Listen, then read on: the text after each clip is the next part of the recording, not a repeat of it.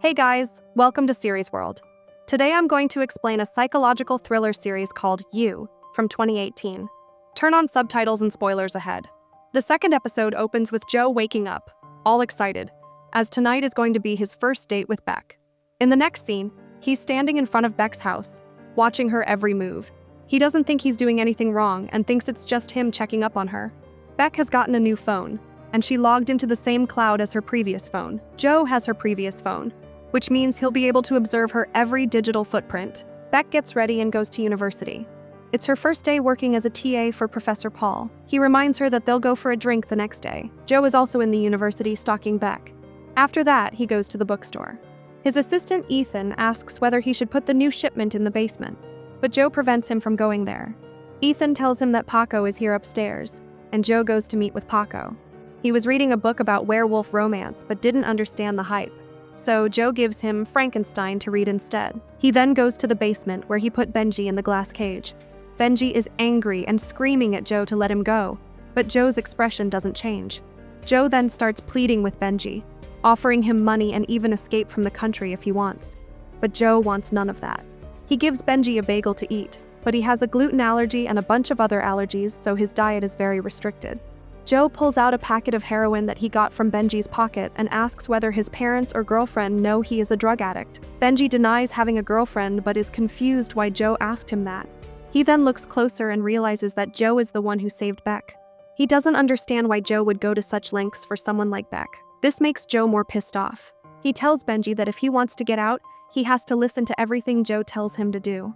Joe is now back in his apartment and is checking Beck's messages that she's sending to her friends. She seems worried about Benji, but her friends don't take it so seriously. Joe thinks to himself that he kind of forced himself on his previous girlfriend, Candace, but with Beck, he'll take things slow and let her make the decisions. He emails Beck, asking whether she's still okay with today's date plan. Beck replies, telling him to meet at 6 p.m. The scene changes to Beck coming up to Joe, who was waiting for her. They were talking and laughing, mainly about books and literature. Joe tells her how he just wants to be with books his whole life, and that's his goal. Beck understands and nods.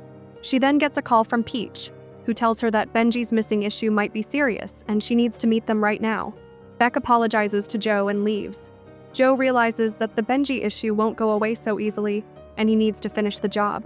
The scene cuts to Joe interviewing Benji to understand what he really is as a person. But Benji is way too distracted and is pleading with him to give him some drugs, as he can't go without them. Joe makes Benji open his phone so that he can take some pictures. Joe gives him a small amount of drugs and Benji passes out.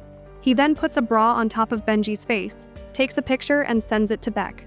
Beck is with her friends, and she tells them how Benji is just fine and is doing some weird things like he always does. She then tells them how she has to meet this professor tomorrow who clearly has bad intentions. Annika thinks it's okay to get a little spicy with your professor to get the job done, but Peach feels differently. Anyway, she asks them to join her at her party tomorrow, and they agree. Back to Joe. He's taking more pictures to make it look like Benji took them. Benji keeps talking badly about Beck, how she's a fake who only lives for her social life. Moreover, he talks about Beck getting involved with the professor for her promotion too. All of this makes Joe's blood boil, and he just wants to punch Benji. But he has to go to see what Beck is talking about with the professor. The scene cuts to Beck and Paul, who has started to flirt with her. He tells her how her writing is great and she has the looks to go with it. He suggests she use those on him, as he's safe because he's married. Beck gives an uncomfortable smile but compliments him too.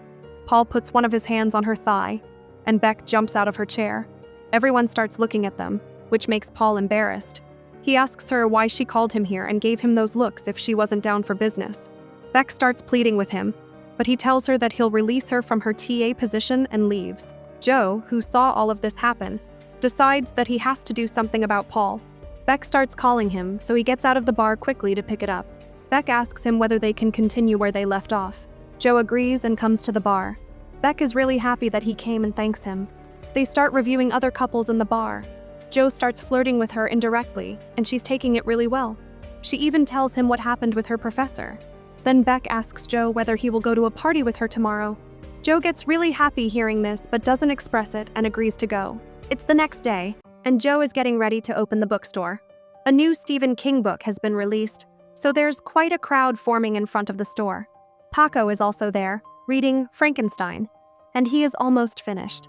While Joe is occupied with managing the store, Paco goes to the basement to grab another book. Ethan tells this to Joe, and he runs off to the basement, stopping Paco before he can see anything. The scene cuts to Beck, and she's frustrated over the bills and how she's going to afford the house now. Peach, who was there, writes her a check forcefully. Back to Benji. Joe has given him 3 cups of soda and asks him to tell which one is his own brand. If he gets it right, he will let Benji go. Benji says none of them because they taste like very cheap soda. Joe tells him that all of them are his. Benji gets frustrated and gives up. He tells Joe that he might have won, but Beck won't take him seriously.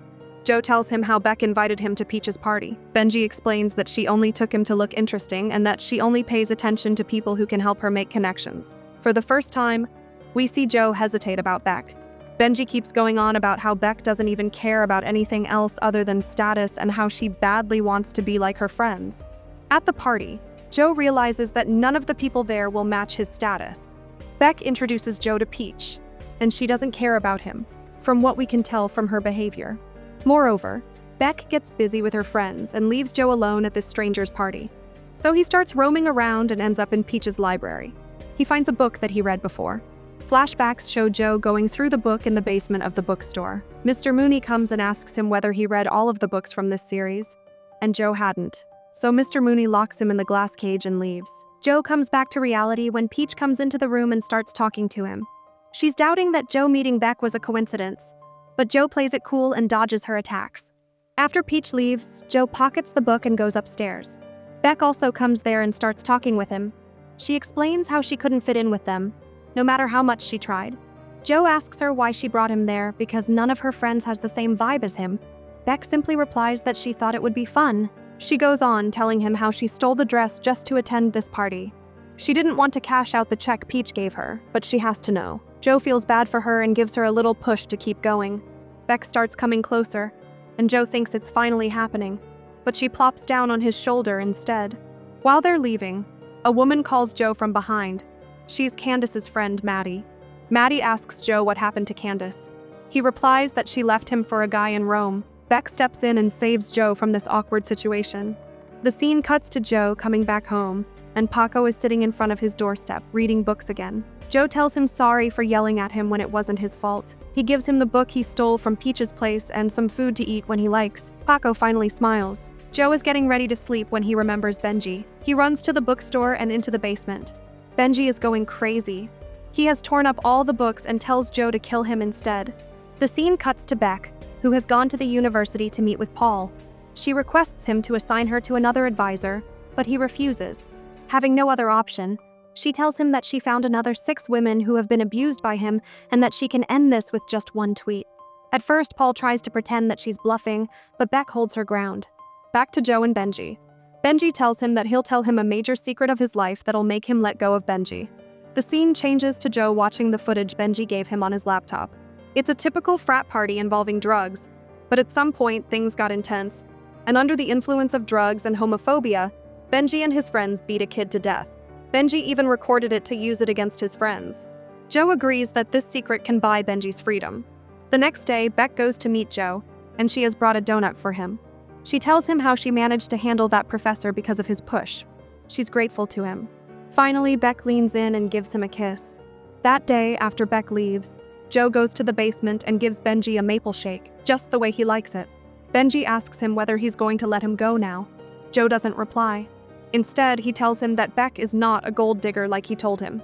He is the one who trapped her in this cycle of trying to fit in.